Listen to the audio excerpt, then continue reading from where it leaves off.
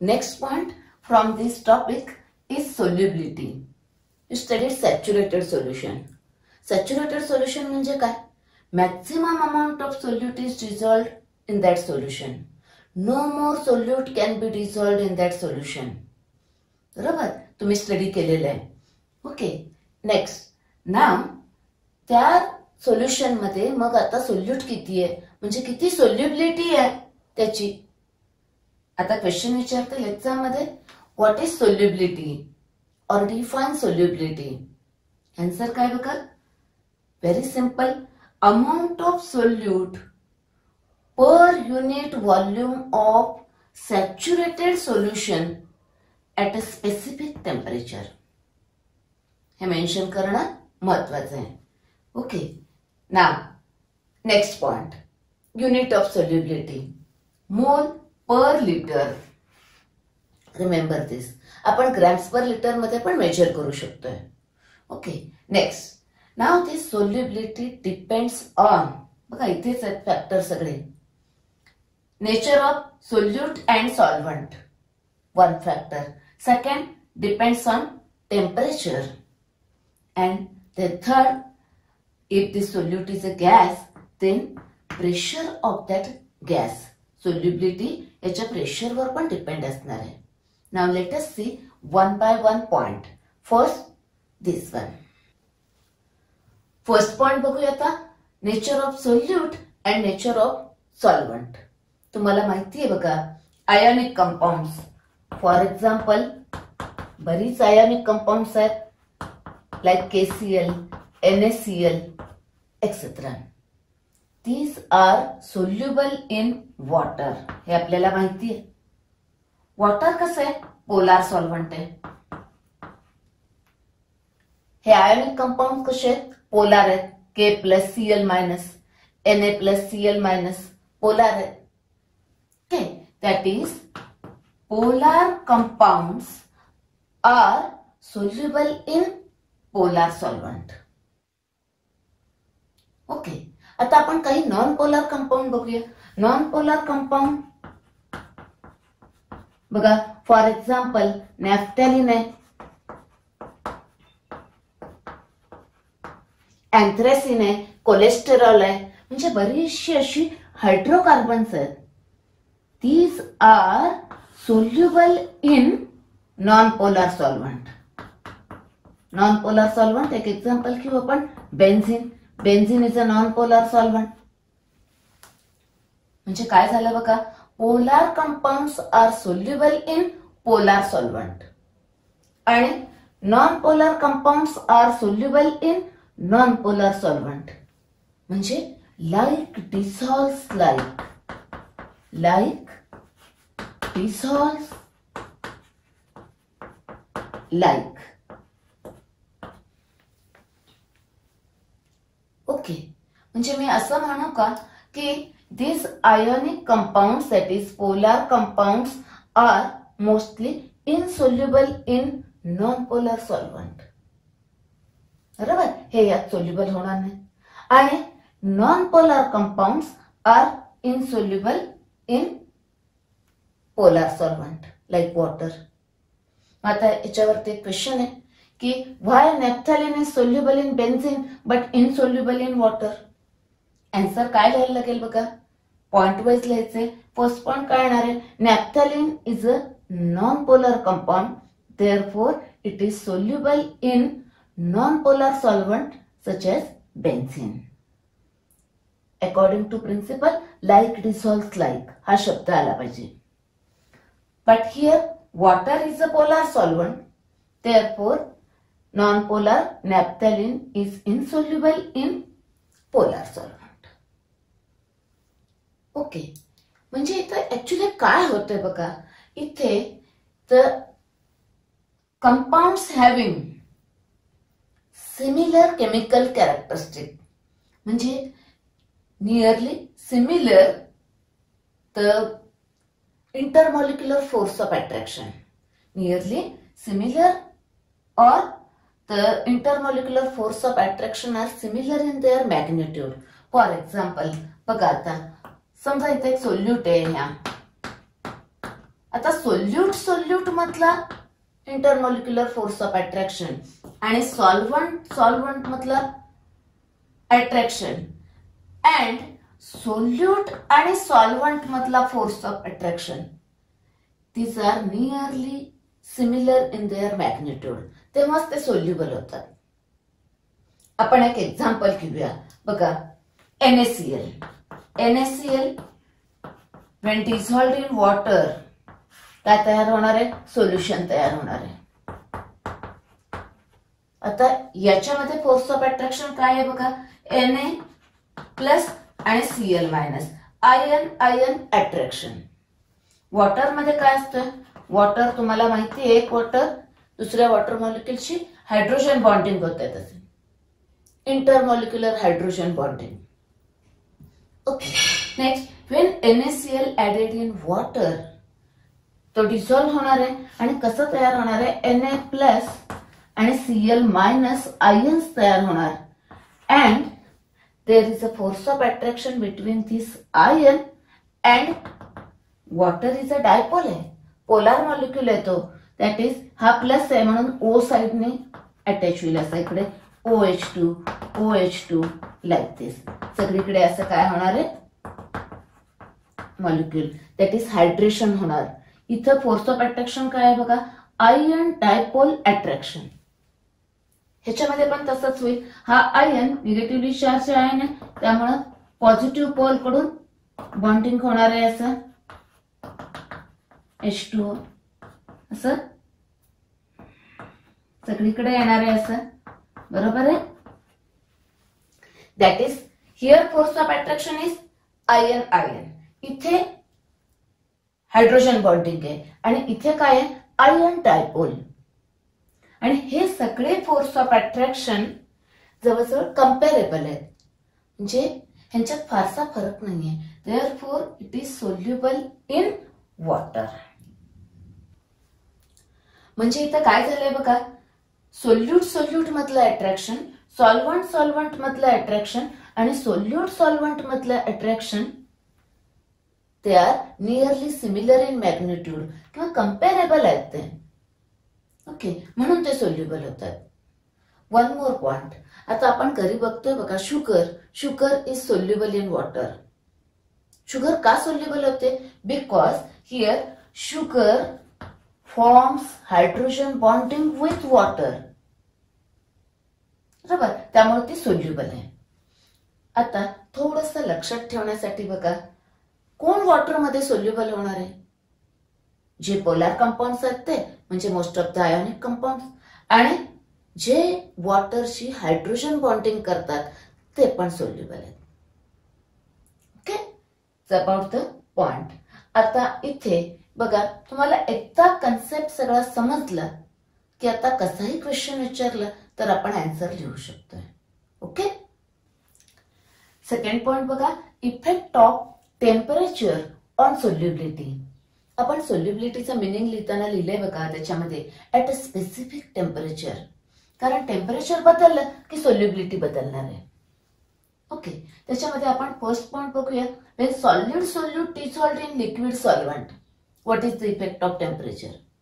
आणि मग नंतर आपण दुसरा बी पॉइंट बघणार आहे, gaseous solute dissolved in liquid solvent. Okay, पहिल्यांदा हा पॉइंट बघूया. तुम्हाला माहिती आहे ली चॅटेलियर प्रिन्सिपल. ली चॅटेलियर प्रिन्सिपल काय आहे? प्रोसेस जर एक्झोथर्मिक असेल, exothermic means heat is evolved, then these reactions, these processes are favored at low temperature. Okay, आणि जर प्रोसेस जर एंडोथर्मिक असेल म्हणजे काय? हीट ते ऍब्सॉर्ब करतात, म्हणजे त्यांना हीट लागणार आहे. म्हणजे तुम्ही जर हीट सप्लाय केली, म्हणजे जर टेम्परेचर वाढवलं तर त्या फेवर होतील, बरोबर. म्हणजे शॉर्ट मध्ये काय लक्षात ठेवायचं? Exothermic reactions are favoured at low temperature while endothermic reactions are favored at high temperature. Okay, आता solute when dissolved in solvent solution तयार होतं.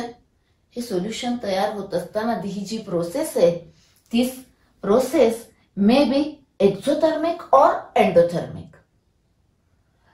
म्हणजे या प्रोसेसचा आपण heat of solution, that is enthalpy of solution.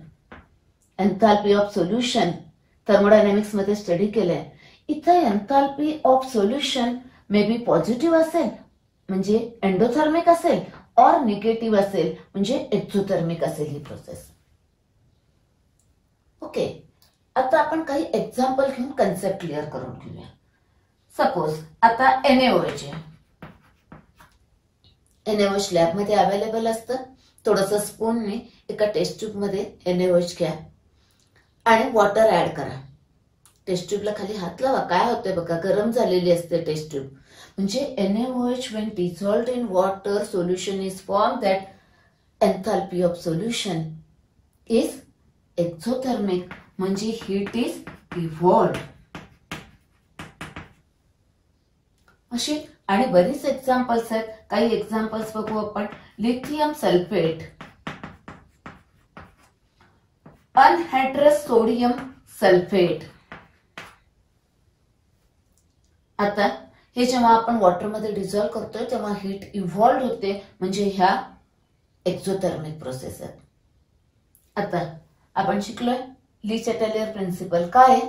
Exothermic processes are favoured at low temperature.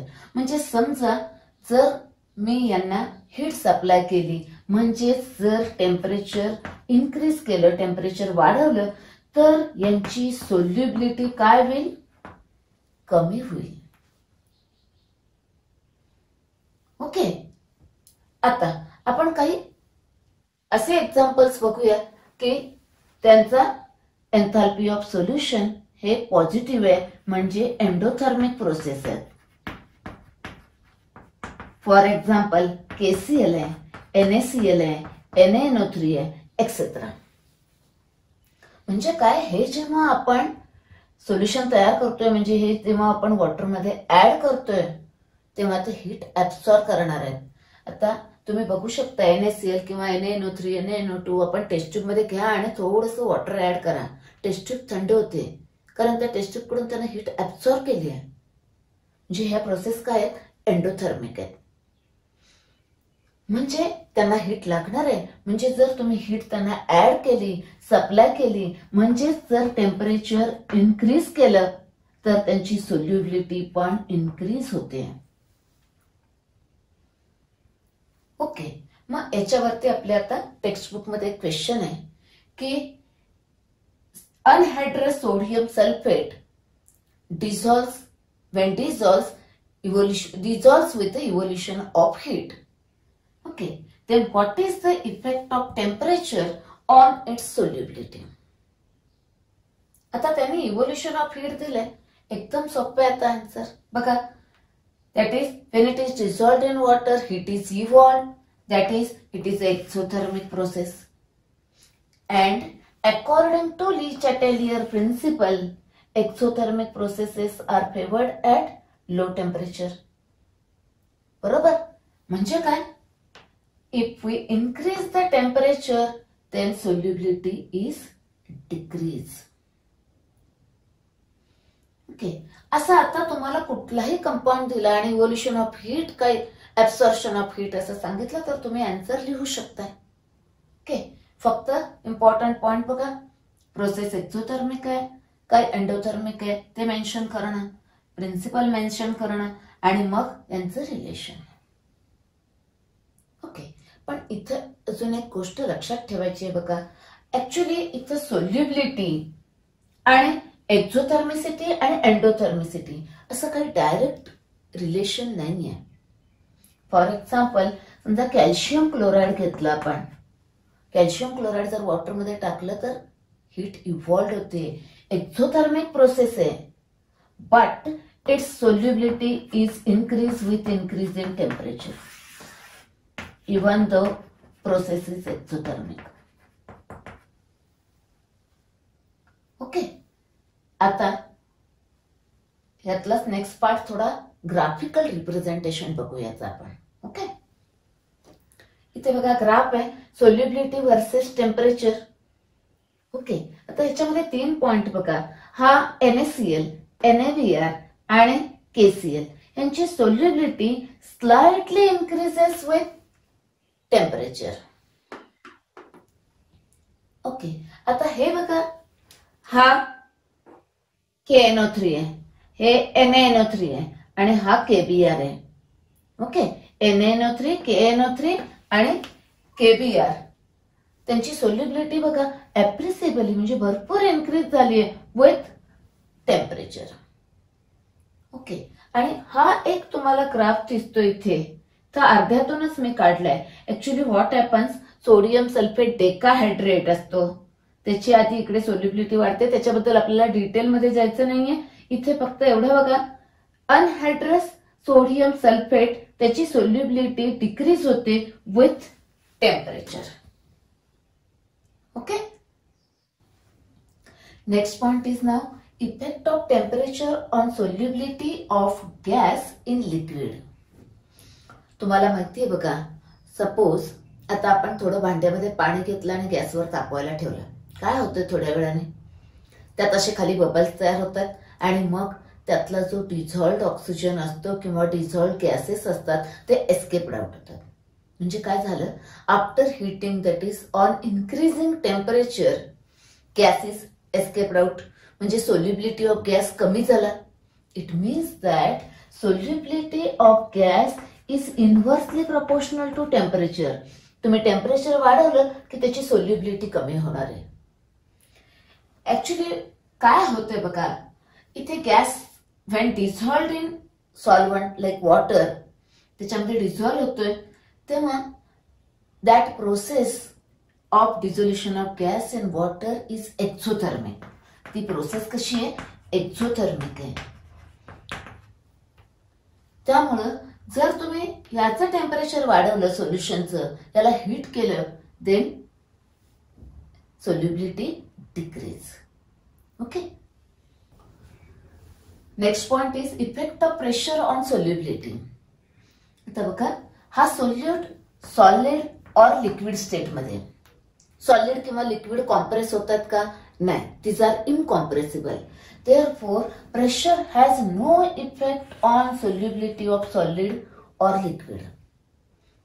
पण suppose हा solute जर gaseous state मध्ये असेल, ओके, एखादा गॅस मला त्याच्यामध्ये डिझॉल्व्ह करायचा असेल सॉल्व्हंट मध्ये, त्याची solubility greatly affected by pressure because gases are compressible.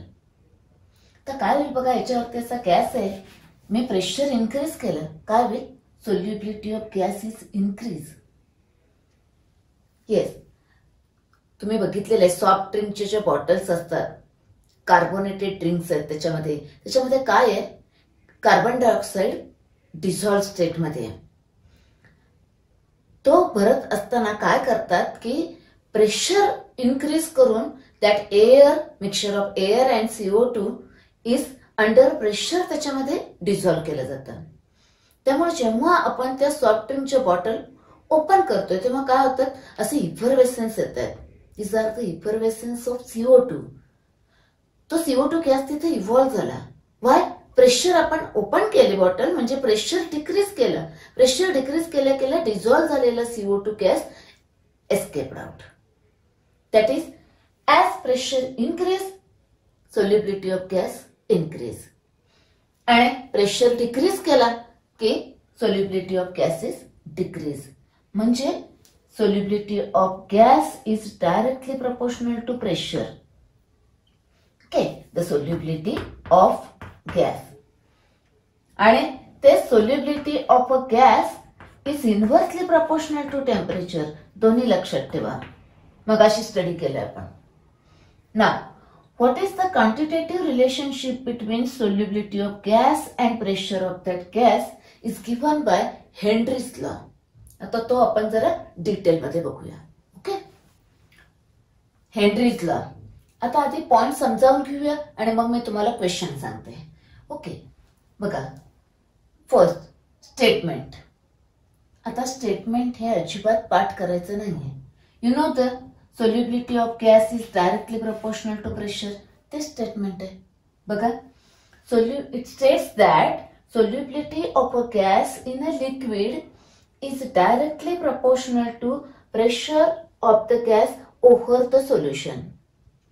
तर लक्षात ठेवा, ॲट अ रेफरन्स टेम्परेचर किंवा at a constant temperature. Okay, statement झालं. Explanation. Okay, proportionality constant is called as Henry's law constant. Okay, आता next point बघा, आपण unit find out करूया Henry's law कॉन्स्टंटचं. सोल्युबिलिटीचं युनिट आपण बघितलेलं आहे, mole per litre, that is concentration. Molar कॉन्सन्ट्रेशनचं युनिट आहे. ओके, नाव pressure is in bar, then unit of Henry's law constant is mole per liter per bar. Suppose pressure atmosphere मध्ये असेल तर mole per litre per atmosphere. Okay, आता Henry's law कॉन्स्टंटची value आपण find out करू शकतो. बघा, सपोज हे सॉल्व्हंट आहे, त्याच्यात अ पर्टिक्युलर गॅस आपण डिझॉल्व करतोय at a certain reference temperature, at a constant temperature. आणि suppose pressure of the gas is 1 bar आहे, म्हणजे ही व्हॅल्यू आली 1. Therefore KH is equal to काय? Solubility, because pressure of the gas is 1 बार. हा 1 म्हणजे काय? A solubility of that particular gas at a 1 bar pressure at a certain reference temperature is the value of that Henry's law constant. Okay, now next point बघूया आपण, exceptions to Henry's law. काही gases असे आहेत की they are highly soluble in water. For example, ammonia. Ammonia when dissolved in water, ammonia lab मध्ये आपण dissolve करतोय, काय तयार होतोय? Ammonium hydroxide. वॉटर मध्ये डिसोसिएट होईल, NH4 plus plus OH minus. Okay, next आता CO2 gas. CO2 gas when dissolved in water, H2CO3 तयार होईल, carbonic acid. Okay, that is 2H plus and carbonate ion. हे दोघंही वीक आहेत. Okay, but ते reacts with water, आणि त्यामुळे काय झालंय, त्यांची रिएक्शन झाल्यामुळं त्या म्हणजे या गॅसेस साठी हेनरीज लॉ आपण अप्लाय करू शकत नाही. Actually there solubility is more than expected. Okay, it's about the Henry's law. One more point बघा, oxygen gas, the solubility of oxygen gas in water is low, but the solubility of oxygen in blood is more. का बरं? कारण blood मध्ये असलेल्या haemoglobin बरोबर oxygen combine होतो आणि oxy haemoglobin तयार होते. Therefore solubility of oxygen in blood is more. Okay, आता ह्याच्यावरचे क्वेश्चन्स बघा कसे विचारतात. State and explain Henry's law, 2 marks. इथे correct statement 1 mark and explanation 1 mark. Right this point also. Okay, now next, for very short answer question may be asked like this: what is the unit of Henry's law constant? Write the correct unit. Carry 1 mark. Okay, असं पण विचारू शकतात, for which gases this law is not applicable, यांच्यासाठी वापरू शकत नाही, हे exceptions आहेत. Okay, reading of text book is very important. Okay.